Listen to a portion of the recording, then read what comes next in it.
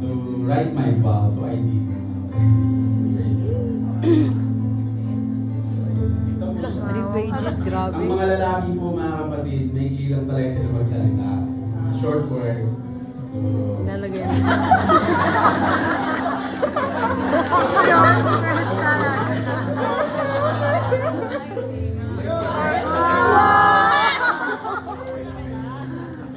I start my vow or my message to Sister Grace, reading from Hosea chapter 2, verse 19 to 20. In Tagalog po. At ako'y magiging asawa mo magpakailanman. Oo, magiging asawa mo ako sa katuwiran, at sa kahatulan, at sa kagandahang loob, at sa kaawaan. Magiging asawa mo rin ako sa pagtatapat at iyong makikilala ang Panginoon. Praise the Lord. So, no, there's more mga kapatid. Baka lahat ng bulsa nilagyan niya.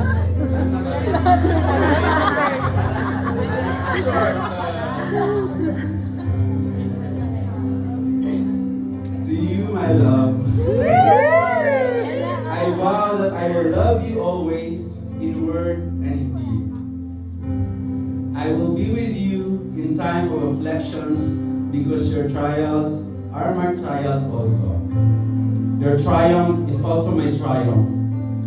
I will cry with you and I will laugh with you because your happiness is my happiness. I will patiently teaching you the things you didn't know, and also I am willing to learn from you. Together we pray earnestly. Together we win more souls for Christ. Amen.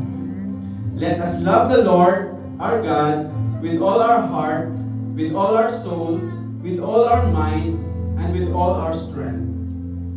Just like Apostle Paul said in 1 Corinthians chapter 11, verse 1, follow me as I follow Christ. Praise the Lord. I love you.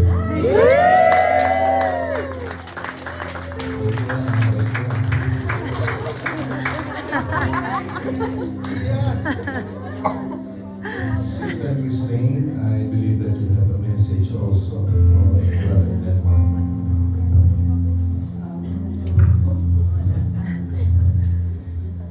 Love. And finally, gusto kong purihin ang Panginoon na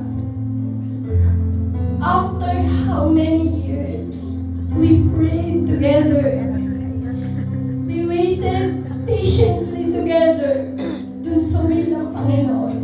Dahil mag-video ka lang, mag-video ka lang. And I am so amazed sa Panginoon. Because God answered it right now at nakita ko yun. Hallelujah, yung kamay ng Panginoon sa buhay natin dalawa. As to become your wife, I promise to you na I always believing in you. Whatever happens, lagi akong nasa likod mo, lagi kong hahawakan yung kamay mo. Hindi lamang sa panahon na malakas ka, hindi lamang sa panahon na masagana yung buhay natin. Hindi ka mag-iisa, lagi mo akong karamay. Kung ano yung maging kalooban ng Panginoon sa buhay mo, susuportahan kita. Mahal na mahal kita. Aalagaan kita kahit hindi ako ganon kasipag mag-asikaso sa bahay. Sisikapin ko lahat ng counsel ni na mami at pastor ng mga ibang mga ninong natin, parents. Sasamahan kita at hindi ka na mag-iisa, lagi tayong magkasamang hawak kamay. I love you too, Brother Denmark. Husband na pala. Praise the Lord. Face. Having pledged